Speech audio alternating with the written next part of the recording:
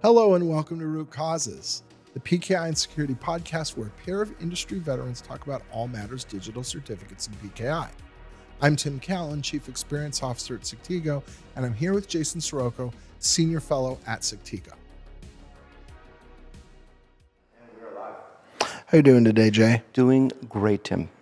So there was a recent event, I forget what it was, some kind of conference where Elon Musk made headlines with his very, what do I want to say, firm pronouncement, as he likes to do, that AI is going to run into a problem because it's going to run out of suitable components.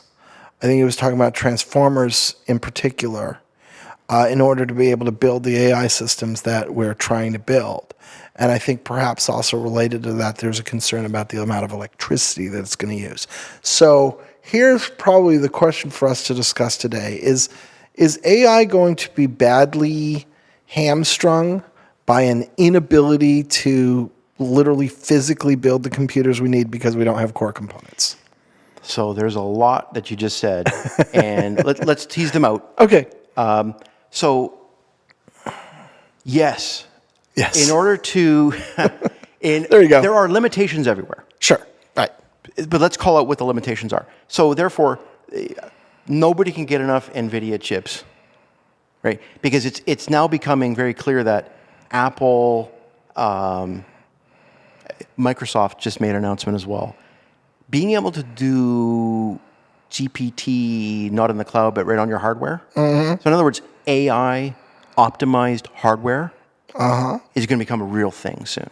Okay. And so therefore, hey, big demand on AI capable hardware, optimized hardware. Sure. All right. But let's talk about AI in the cloud. Let's start good old-fashioned ChatGPT, which, as you know, Tim, shocking amount of adoption when it first came out. Yeah. Well, here's what else is shocking behind it. Data centers take up a lot of electricity. That's not a surprise. You know that, I know that. The amount of compute that goes on in the public clouds equals, let's just call it, a lot. Yeah. But it's not something we were like, oh my God, the lights went out because Azure kicked on today. Well, you don't hear news items like that. However, if you're talking about, what does each ChatGPT request take in electricity? It's higher than you think. And it's because a lot of very, very smart hardware behind the scenes is chewing up electricity and putting its circuits through the paces in order to give you an answer, not just fast, but more creatively through time. Okay. So there's a lot of electricity used for any form of AI. And so let's break down what Elon Musk talked about again. Okay. So yes, he did talk about the lack of components. That's a limitation. But that's a limitation that just make more chips, make more factories, make more whatever, right? So is it finite? Yes. Will it bottleneck? Yes. But if there's a demand for more chips, I guarantee they'll go off and make some more chips. It just takes time. Yeah. Okay. He was making a joke, a pun, about the fact that we need to build more transformers for the transformers. Oh, okay. And so his joke was literal electrical substations need to be built. In other words, more electrical infrastructure, electrical generation infrastructure needs to be built in order to power all of the ChatGPT AI transformers. Gotcha. Which is a terminology within the guts of how AI works. So he was doing a clever pun for nerds. Very clever. Yes. So the heart of it is right, and I think this is the real question that you and I are going to talk about here is there a finite amount of just electricity? Let's say you and I wanted to turn the innovation dial. Let's say the innovation dial right now is at 1. Let's say you and I wanted to turn it to 11. Okay. How much electricity would that take? And this is very, very oversimplified and just mental model kind of thinking. Could you turn it to 11? Or would we run out of electricity? Never mind components. Electricity. Okay, that's an interesting problem. This actually strikes me as being at least rhyming with the problem around cryptocurrency. So if you have proof of work based cryptocurrencies, Yeah.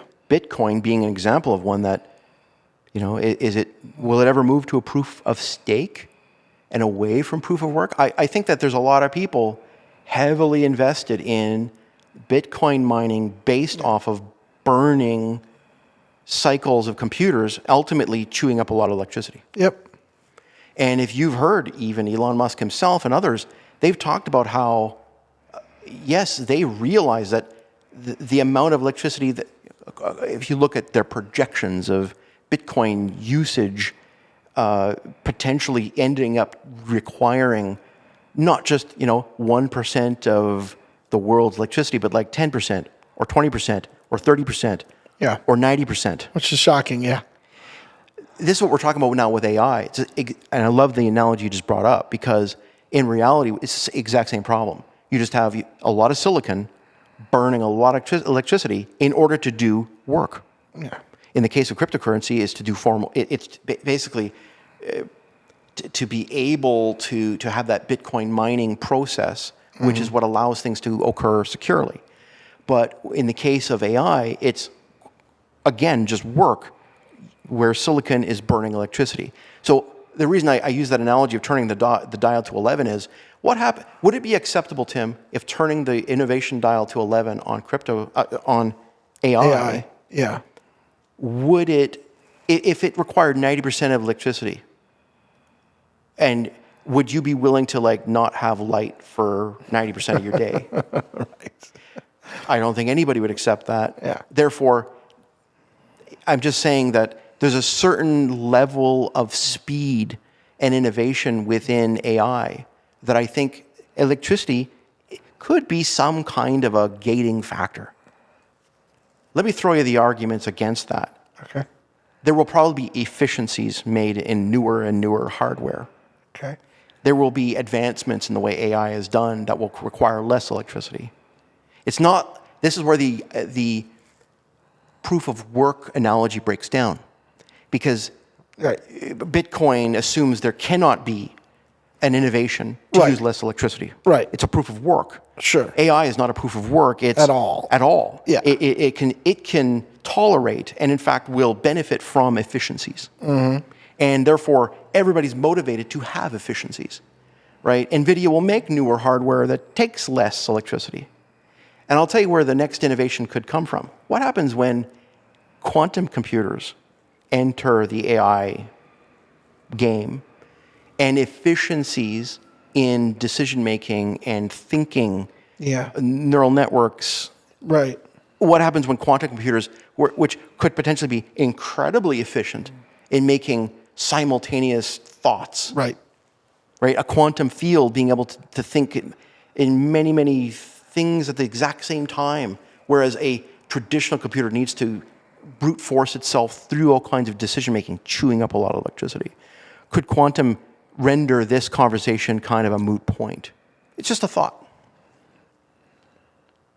Yeah. So I know what we do about it. Well, what we do about it is we watch, in that we are in a point in time, and the amount of electricity being chewed up by AI is growing Yep. and growing. Yep. And we can probably measure, I think there are people who have done formal measurements on this. And it's shocking, the amount of terawatts of electricity, or whatever the heck it is. I think right now, at this very moment, I think some of the numbers that were quoted, like Estonia plus, a few other countries worth of electricity, just traditional consumption, is the equivalent of what AI is taking up right now. Yeah. And I think it's early days. And within a couple years, it'll be the equivalent of Japan's usage of electricity. Wow. So it will be significant. In other words, I think within a short period of time, we're going to go from the onesie-twosie percentages to 10%. And then once I think we start hitting 20%, things are going to be like, oh boy. Yeah. But to your point, you're right. there's probably a lot of efficiency in front of us. That's the argument against this whole thing, which is, guys, relax. Well, we don't. This is not a proof of work cryptocurrency story. This is a we're all Gonna be motivated. well motivated to make it more efficient. There's going to be a lot of There it is. focus on that. There it is. All right. Well, there you go. Thanks, Tim. Thank you, Jay. This has been Root Causes.